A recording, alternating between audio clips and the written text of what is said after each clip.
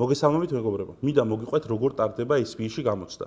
კლასიკურად თქვენამდე გჭირდებოდათ ამერიკაში ჩასვლა, იქ გამოსდის ინგლისურად ჩაბარება, შემდეგ იქ დალოდება, გარდა ამისა იქ საბუთების გაგზავნა და ასე შემდეგ ვიზის მიღება და ასე შემდეგ. დღესდღეისად გამოცდის ჩაბარება არის შესაძლებელი საქართველოში.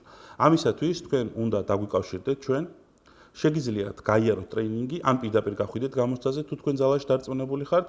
თქვენი გამოცდილების და მიხედვით ჩვენ გავსაზღვრავთ რა ტიპის სერტიფიცირებაზე მოხდება თქვენი დაშვება, თუ თქვენ გაქვთ 20 წლიანი გამოცდილება, ის ფაქტიურად შეგიძლიათ ნებისმიერი გამოცდა ჩააბაროთ, შემდეგ არის 10 წლიანი, 5 წლიანი, 4 წლიანი, 2 წლიანი და ასე შემდეგ.